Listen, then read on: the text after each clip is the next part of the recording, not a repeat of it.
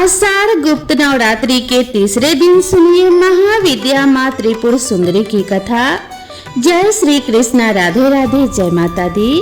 आप सभी पर माँ भगवती की कृपा सदा सर्वदा बनी रहे। गुप्त नवरात्रि के तीसरे दिन माँ षोडशी अर्थात माँ त्रिपुर सुंदरी की पूजा करने का विधान है। अगर कोई सच्चे मन से माँ त्रिपुर सुंदरी की पूजा करता है तो उसके जीवन की सभी समस्याएं दूर हो जाती है और ऐसे भक्त को सुख और समृद्धि की प्राप्ति होती है। शास्त्रों में माँ त्रिपुर सुंदरी को महाविद्याओं की तीसरी विद्या कहा गया है। ऐसा माना जाता है कि माँ त्रिपुर सुंदरी तीनों लोकों में सबसे सुंदर है। माँ त्रिपुर सुंदरी को षोडशी, ललिता और राजेश्वरी भी कहते हैं।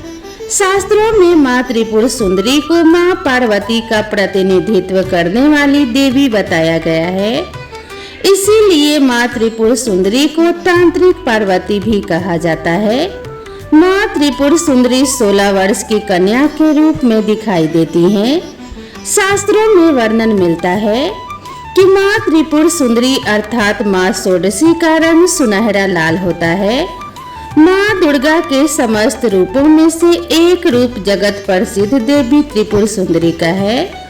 माँ त्रिपुर सुंदरी तीनों लोकों में सबसे ज्यादा सुंदर और बहुत ही जल्दी पूजा का फल प्रदान करने वाली देवी है।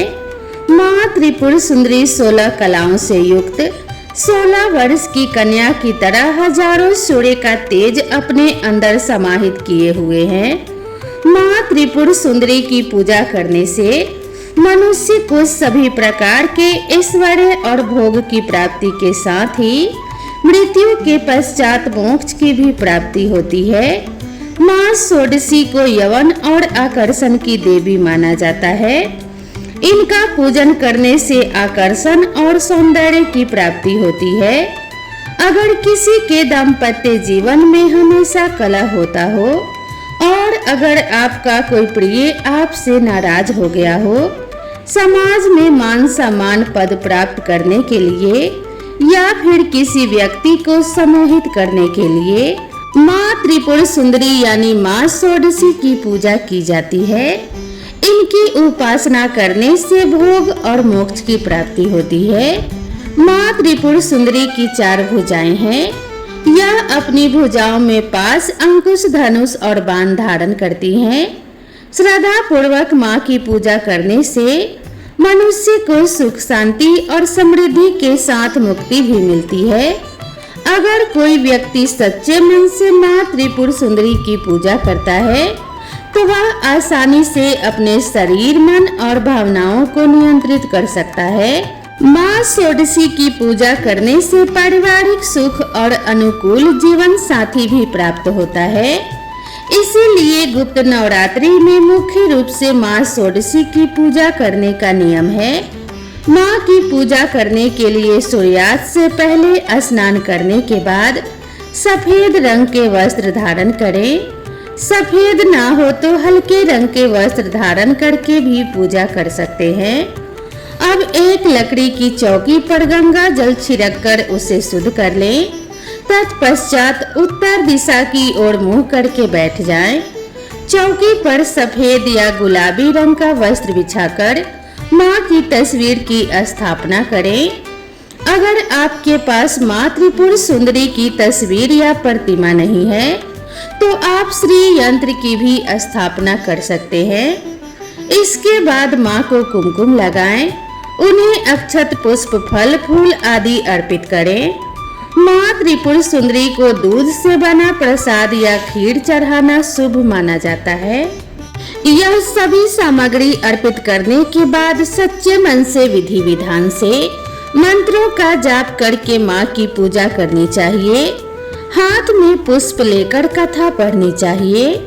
कथा पढ़ने के बाद माँ त्रिपुर सुंदरी की आरती करें। सफेद रंग की मिठाई या फिर खीर का माँ को भोग लगाएं। पूजा करने के बाद सबसे अंत में पूजा में हुई किसी भी गलती के लिए माँ से क्षमा प्रार्थना करें। पूजा करने के बाद जो प्रसाद है उसे 9 साल से छोटी कन्याओं को प्रसाद के रूप में बांट देना चाहिए। गुप्त रूप से ही प्रसाद आपको बांटना है। यदि ऐसा करना संभव न हो या छोटी कन्या आपको नहीं मिल रही तो किसी एक कन्या को भी आप प्रसाद खिला सकते हैं। परिवार में यदि कोई कन्या छोटी है तो आप उन्हें प्रसाद दे सकते हैं। अगर ऐसा भी संभव ना हो तो आप इस प्रसाद को गौ माता को खिला सकते हैं। पौराणिक कथा के अनुसार जब भगवान शिव ने क्रोध के कारण कामदेव को अपना तीसरा नेत्र खोलकर भस्म कर दिया, उस समय भगवान शिव के गणों ने उस भस्म को समेटकर उसे गीला करके एक सुंदर पुतला बनाया और भगवान शिव से कहा कि हे प्रभु, इस पुतले में प्राण प्रतिष्ठा कर दीजिए। जिसके बाद भगवान शिव ने उस पुतले में प्राण प्रतिष्ठा कर दी, लेकिन उस भस्म से उत्पन्न होने के कारण उससे जो पुरुष उत्पन्न हुआ उसमें तमोगुण की अधिकता थी, जिसके बाद वह तीनों लोकों में हाहाकार मचाने लगा। उसने देवराज इंद्र के ही समान दूसरे स्वर्ग का निर्माण किया और फिर स्वर्ग लोक पर भी आक्रमण कर दिया। जिसके बाद देवराज इंद्र देव ऋषि नारद के पास गए। उपाय के रूप में नारद जी ने उन्हें आदि शक्ति की विधिवत रक्त और मांस से पूजन करने के लिए कहा। देवराज इंद्र ने ऐसा ही किया, जिसके बाद देवी त्रिपुर सुंदरी का जन्म हुआ और फिर त्रिपुर सुंदरी अर्थात मां षोडशी ने उस असुर का वध करके देवताओं को स्वर्ग लोक की वापस प्राप्ति कराई। गुप्त नवरात्रि के तीसरे दिन माँ भगवती के तीसरे स्वरूप माँ चंद्रघंटा की पूजा का भी विधान है। तो चलिए अब सुनते हैं माँ चंद्रघंटा की पूजा विधि और कथा के बारे में। देवी भागवत पुराण के अनुसार माँ भगवती का यह स्वरूप परम शांतिदायक और कल्याणकारी है। माँ के मस्तक पर घंटे के आकार का अर्धचंद्र है, इसी कारण देवी का नाम चंद्रघंटा पड़ा है। इनके शरीर का रंग स्वर्ण के समान चमकीला और देवी का वाहन सिंह है। देवी की 10 भुजाएं हैं, जिनमें ये कमल धनुष बाण खड़ग कमंडल तलवार त्रिशूल और गदा आदि जैसे अस्त्र और शस्त्र धारण करती हैं। माँ चंद्रघंटा के कंठ में सफेद पुष्प की माला और शीर्ष पर रतन जड़ित मुकुट विराजमान है। माँ चंद्रघंटा हमेशा युद्ध की मुद्रा में विराजमान रहती हैं। मान्यता है कि देवी के इस रूप की पूजा करने से भक्तों को न केवल अलौकिक शांति प्राप्त होती है, बल्कि इस लोक में और परलोक में भी परम कल्याण की प्राप्ति होती है। पौराणिक कथा के अनुसार एक बार महिषासुर नाम के एक दैत्य ने स्वर्गलोक पर आक्रमण कर दिया और उसने देवराज इंद्र को युद्ध में हराकर स्वर्गलोक पर भी अपना अधिकार कर लिया। युद्ध में हारने के बाद सभी देवता इस समस्या के निवारण के लिए त्रिदेवों यानी श्री ब्रह्मा, विष्णु और महेश के पास गए। वहां जाकर देवताओं ने त्रिदेवों को बताया कि महिषासुर ने इंद्र, चंद्र, सूर्य, वायु और अन्य देवताओं के सभी अधिकार छीन लिए हैं और उन्हें बंदी बनाकर स्वर्ग लोक पर अपना अधिकार कर लिया है। महिषासुर के अत्याचार के कारण देवताओं को अब धरती पर निवास करना पड़ रहा है। देवताओं की यह बात सुनकर त्रिदेवों को अत्यधिक क्रोध आ गया और उनके मुख से एक ऊर्जा उत्पन्न हुई। इसके बाद यह ऊर्जा 10 दिशाओं में जाकर व्याप्त हो गई। उसी समय वहां पर देवी चंद्रघंटा ने अवतार लिया। भगवान शिव ने उन देवी को अपना त्रिशूल और भगवान श्री विष्णु ने अपना चक्र दिया।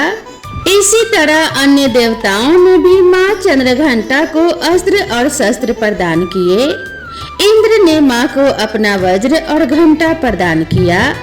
सूर्य देव ने माँ को अपना दिव्य तेज और तलवार दिए। इसके बाद देवी चंद्रघंटा को सवारी के लिए शेर भी दिया गया अब माँ चंद्रघंटा अस्त्र शस्त्रों से सुसज्जित होकर महिषासुर से युद्ध करने के लिए निकल पड़ी। माँ चंद्रघंटा का रूप इतना विशालकाय था कि उनके इस स्वरूप को देखकर महिषासुर अत्यंत डर गया। महिषासुर ने अपने असुरों को माँ चंद्रघंटा पर आक्रमण करने के लिए कहा। सभी असुर देवी से युद्ध करने के लिए मैदान में उतर गए। माँ चंद्रघंटा के मस्तक पर विराजमान घंटे की टंकार से न जाने कितने ही असुर मूर्छित हो गए, कितने ही भयभीत होकर भाग गए और न जाने कितने ही असुर सुनने की शक्ति खो बैठे। और तब माँ चंद्रघंटा ने देखते ही देखते उन सभी असुरों का संहार कर दिया। महिषासुर अपनी पूरी ताकत के साथ देवी के साथ युद्ध करता रहा और अंत में देवी ने महिषासुर का भी वध कर दिया। यह देखकर देवतागण अत्यंत प्रसन्न हो उठे और उन्होंने आकाश से देवी पर पुष्पों की वर्षा की। आकाश में दुदुम्बियां बज उठी और इस प्रकार चारों ओर शांति ही शांति छा गई। इस तरह देवी चंद्रघंटा ने देवताओं की रक्षा कर उन्हें स्वर्ग लोक की प्राप्ति कराई। तो एक बार प्रेम से बोलिए माता चंद्रघंटा की जय।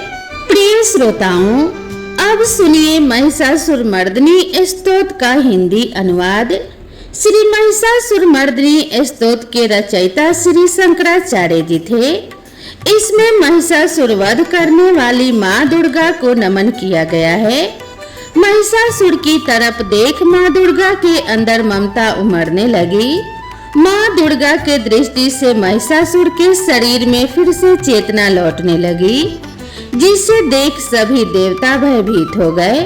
माँ दुर्गा का ध्यान हटाने के लिए उस वक्त देवताओं ने एक स्तोत्र का पाठ करना शुरू किया, जिसे श्री महिषासुर मर्दिनी स्तोत्र के नाम से जाना गया। पर्वत राज हिमालय की कन्या, पृथ्वी को आनंदित करने वाली, संसार को हर्षित रखने वाली, नंदीगण से नमस्कार की जाने वाली, गिरि श्रेष्ठ विंध्याचल के शिखर पर निवास करने वाली, भगवान विष्णु को प्रसन्न रखने वाली, इंद्र से नमस्कृत होने वाली, भगवान शिव की भार्या के रूप में प्रतिष्ठित, विशाल कुटुंब वाली और ऐश्वर्य प्रदान करने वाली, हे भगवान शिव की प्रिय पत्नी महिषासुर मर्दिनी पार्वती, आपकी जय हो, आपकी सदा जय हो।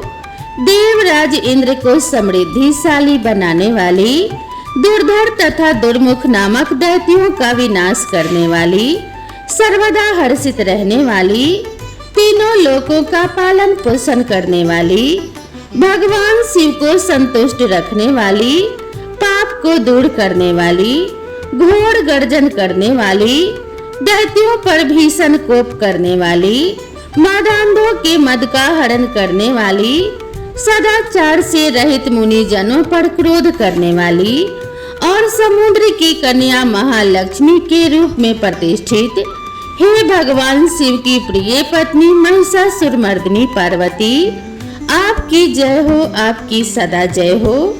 जगत की माता स्वरूपनी कदम वृक्ष के वन में प्रेम पूर्वक निवास करने वाली, सदा संतुष्ट रहने वाली, हास परिहास में सदा रत रहने वाली, पर्वतों में श्रेष्ठ ऊंचे हिमालय की चोटी पर अपने भवन में विराजमान रहने वाली, मधु से भी अधिक मधुर स्वभाव वाली, मधु कैटव का संहार करने वाली, महिष को विदीर्ण कर डालने वाली और रास क्रीड़ा में मगन होने वाली, हे भगवान शिव की प्रिय पत्नी महिषासुर मर्दिनी पार्वती, आपकी जय हो, आपकी सदा जय हो।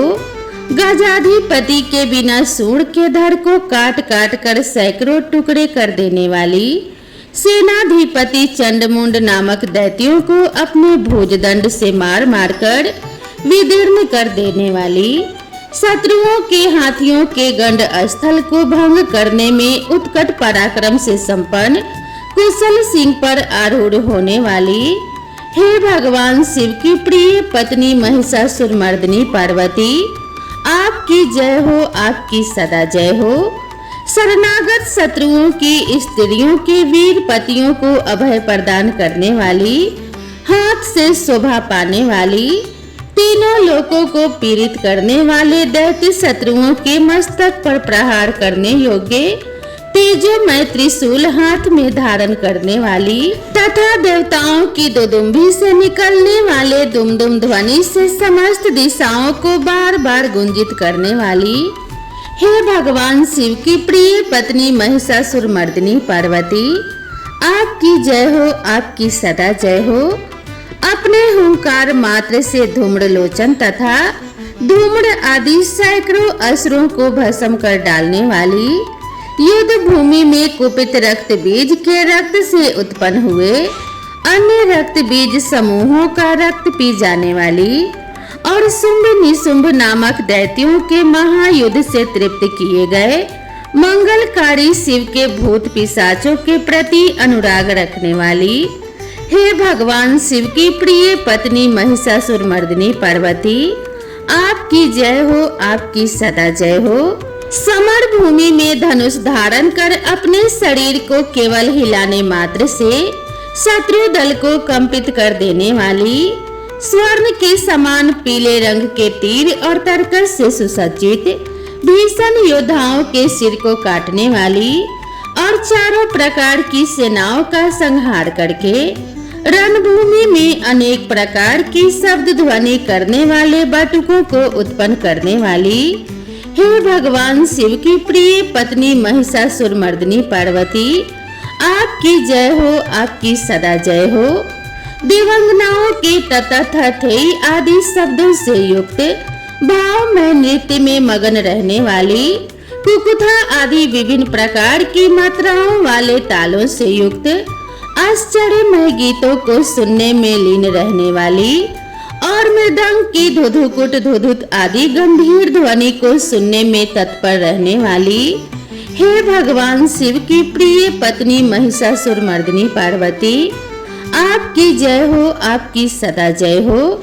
हे जपनीय मंत्र की विजय शक्ति स्वरूपनी, आपकी बार बार जय हो। जय जयकार शब्द सहित स्तुति करने में तत्पर समस्त संसार के लोगों से नमस्कृत होने वाली, अपने नुपुर के झंझन झिमझिम शब्दों से भूतनाथ भगवान शंकर को मोहित करने वाली और नटी नटों के नायक प्रसिद्ध नट अर्धनारीश्वर शंकर के नृत्य से सुशोभित नाट्य देखने में तल्लीन रहने वाली, हे भगवान शिव की प्रिय पत्नी महिषासुर मर्दिनी पार्वती, आपकी जय हो, आपकी सदा जय हो। प्रसन्न चित्त तथा संतुष्ट देवताओं के द्वारा अर्पित किए गए पुष्पों से अत्यंत मनोरम कांति धारण करने वाली, निशाचरों को वर प्रदान करने वाले शिव जी की भार्या, रात्रि सूक्त से प्रसन्न होने वाली, चंद्रमा के समान मुखमंडल वाली और सुंदर नेत्र वाले कस्तूरी मृगों से व्याकुलता उत्पन्न करने वाले, भौरों से तथा भ्रांति को दूर करने वाले ज्ञानियों से अनुसरण की जाने वाली, हे भगवान शिव की प्रिय पत्नी महिषासुर मर्दिनी पार्वती, आपकी जय हो, आपकी सदा जय हो।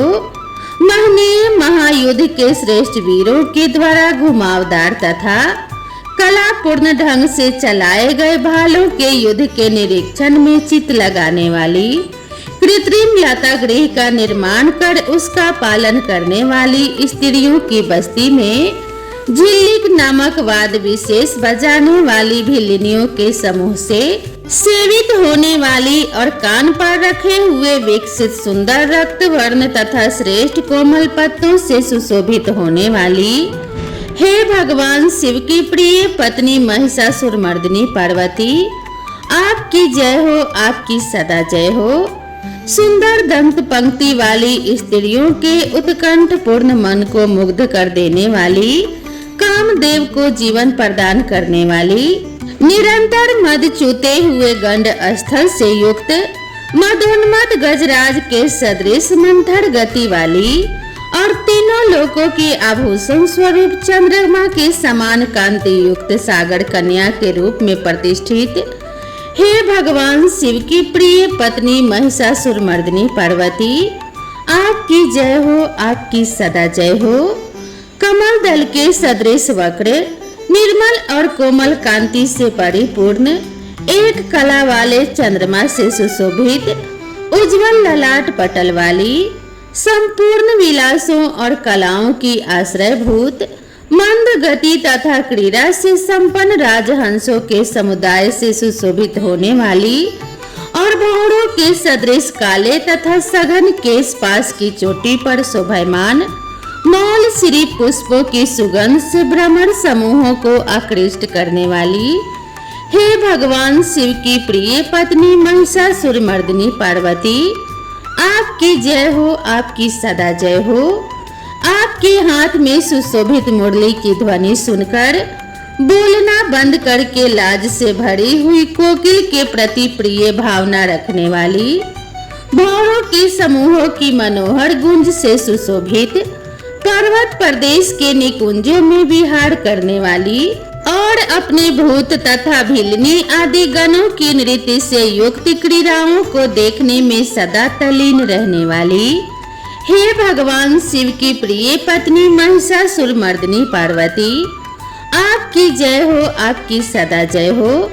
अपने कटी प्रदेश पर सुशोभित पीले रंग के रेशमी वस्त्र की विचित्र कांति से सूर्य की प्रभा को तिरस्कृत कर देने वाली, सुमेरु पर्वत के शिखर पर मदोन्मत्त गर्जना करने वाले, हाथियों के गंड स्थल के समान वक्ष स्थल वाली और आपको प्रणाम करने वाले देवताओं तथा दैत्यों के मस्तक पर स्थित मणियों से निकली हुई किरणों से प्रकाशित, चरण नखों में चंद्रमा सदृश कांति धारण करने वाली, हे भगवान शिव की प्रिय पत्नी महिषासुरमर्दिनी पार्वती, आपकी जय हो, आपकी सदा जय हो।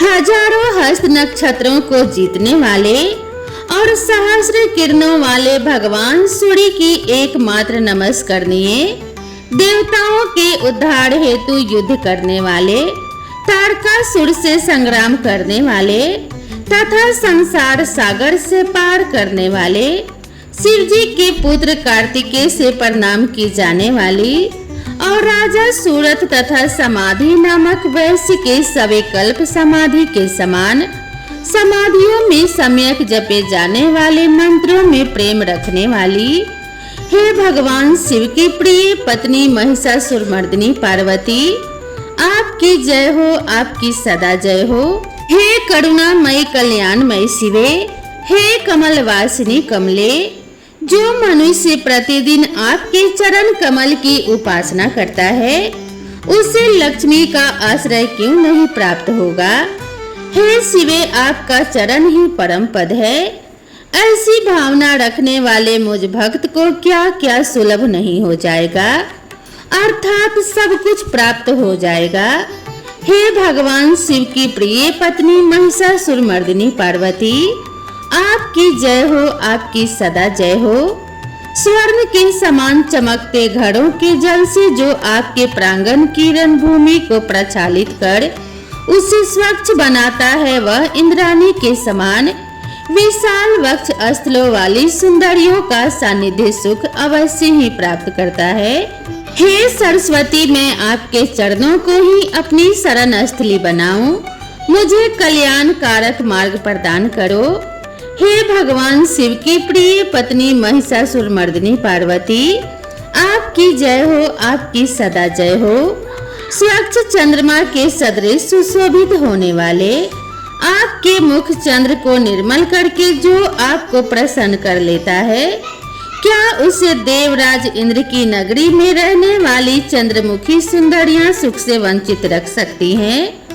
भगवान शिव के सम्मान को अपना सर्वस्व समझने वाली हे भगवती, मेरा तो यह विश्वास है कि आपकी कृपा से क्या क्या सिद्ध नहीं हो जाता। हे भगवान शिव की प्रिय पत्नी महिषासुरमर्दिनी पार्वती, आपकी जय हो, आपकी सदा जय हो। हे उमे, आप सदा दीन दुखियों पर दया का भाव रखती हैं, अतः आप मुझ पर कृपालु बनी रहें। हे महालक्ष्मी, जैसे आप सारे संसार की माता हैं, वैसे ही मैं आपको अपनी भी माता समझती हूँ। हे शिवे, यदि आपको उचित प्रतीत होता हो तो मुझे अपने लोक में जाने की योग्यता प्रदान करें। हे देवी, मुझ पर दया करो। हे भगवान शिव की प्रिय पत्नी महिषासुरमर्दिनी पार्वती, आपकी जय हो, आपकी सदा जय हो। जो मनुष्य शांत भाव से पूर्ण रूप से मन को एकाग्र करके तथा इंद्रियों पर नियंत्रण कर नियम पूर्वक प्रतिदिन इस स्तोत्र का पाठ करता है, भगवती महालक्ष्मी उसके यहाँ सदा वास करती हैं और उसके बंधु बांधव तथा शत्रुजन भी सदा उसकी सेवा में तत्पर रहते हैं। महिषासुरमर्दिनी स्तोत्र में इतनी शक्ति है कि इसकी उपासना से माँ दुर्गा हर कष्ट हर लेती हैं। श्री महिषासुरमर्दिनी स्तोत्र का पाठ करने वाला कभी निर्धन नहीं रहता है। श्री महिषासुरमर्दिनी स्तोत्रम का पाठ करने से सभी मनोकामनाएं पूर्ण हो जाती हैं। जो मनुष्य श्री महिषासुरमर्दिनी स्तोत्रम का जाप कर माँ दुर्गा की स्तुति करता है, उसे जीवन के सभी संकटों से मुक्ति मिलती है। श्री महिषासुरमर्दिनी स्तोत्रम से मनुष्य को सभी प्रकार की सुख शांति और समृद्धि मिलती है। तो प्रेम से बोलिए जय माता दी। अगले दिन की कथा सुनने के लिए मेरे चैनल से जुड़े रहें। तो मिलते हैं इसी तरह की नई कथा और नई कहानी के साथ। तब तक के लिए राधे राधे।